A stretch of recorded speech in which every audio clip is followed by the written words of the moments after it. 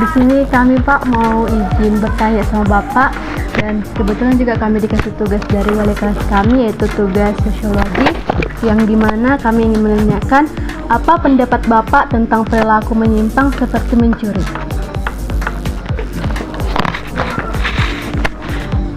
Mencuri tidak bagus dan merugikan orang lain.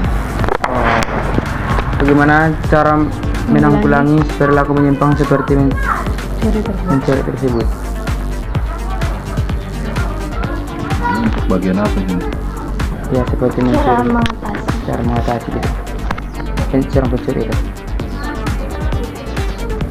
Pada dasarnya kalau istilahnya pencurian itu kan diawali dengan antara mungkin karena kesilapan atau kebutuhan.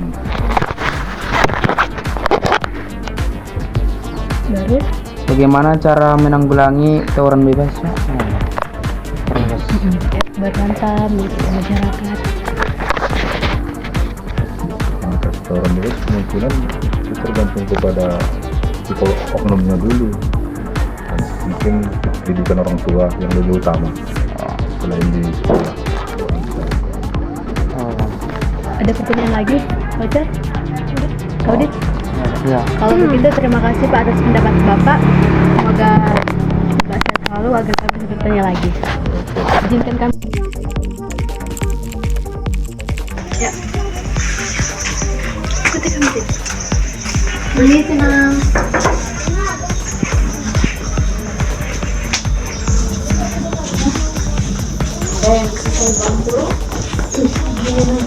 Dan kami mau buat tugas sosiologi yang tugasnya tentang penyimpangan sosial. Apa pendapat Ibu tentang perilaku menyimpang seperti menikah di bawah umur? Menikah di bawah umur. Ya, jadi dari segi peraturan negara itu sebenarnya kan sudah ada ditentukan batas usia untuk pernikahan baik laki-laki dan perempuan. Dan saya kira itu punya alasan yang kuat selain berkaitan dengan tentang usia dewasa seseorang, juga berkaitan dengan dampak kesehatan ya. Jadi ya kalau saya sih kurang setuju dengan pernikahan di bawah umur, karena ya itu membutuhkan persiapan kematangan secara pikiran atau psikis dan emosional. Itu sih menurut saya. Kalau ini lagi Nang, bagaimana cara mengatasi perasaan bersalah setelah melakukan perilaku menyimpang tersebut? Iya, jadi berkaitan dengan dampaknya tadi ya, baik secara kesehatan, baik secara psikis si anak tersebut yang menjalani atau mengalami pernikahan usia di bawah umur. Jadi pasti tindakan itu akan menimbulkan penyesalan, dan ya itu adalah hal yang wajar hanya untuk mengatasi, karena untuk memperbaiki tentu tidak mungkin lagi ya, karena sudah masuk dalam perkawinan itu. Ya, yang paling penting mungkin ya mempersiapkan dirinya lah untuk masuk ke dalam kehidupan pernikahan tersebut, karena memang menikah di bawah umur itu ya pasti akan mendapat tekanan yang lebih dibanding yang memang dengan usia yang sama. Jadi untuk mengatasi perasaan bersalah ya hanya dengan membenahi diri, memperbaiki diri, dan mempersiapkan diri untuk hal-hal baru yang harus dilalui. Karena untuk kembali ke belakang tidak mungkin lagi.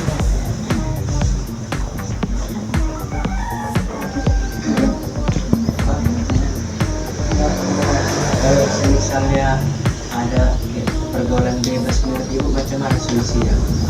Kami yang ada di Untuk mengatasi pergaulan bebas. Iya. Iya, jadi memang pergaulan bebas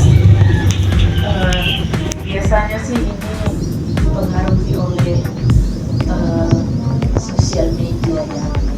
Karena kita lihat sepertinya ini seru, sepertinya ini menarik. Jadi wajar seperti kalian ini orang-orang muda penasaran dengan hal-hal baru. Jadi bagaimana caranya supaya kita tidak terlibat dengan pergaulan bebas?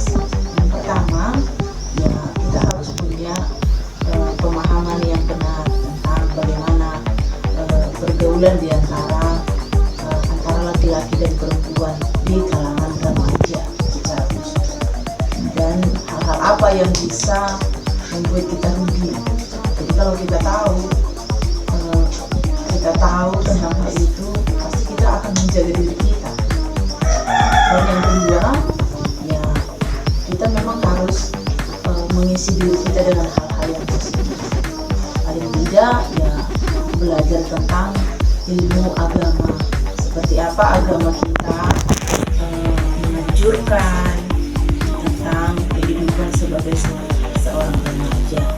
Jadi dengan begitu kita pasti akan terjauh dari yang namanya pergaulan bebas lain. Karena kita pasti tahu kan, kalau misalnya seorang laki-laki dan seorang perempuan itu terlibat dalam sebuah hubungan di luar nikah, itu adalah dosa. Di agama manapun itu pasti dilarang.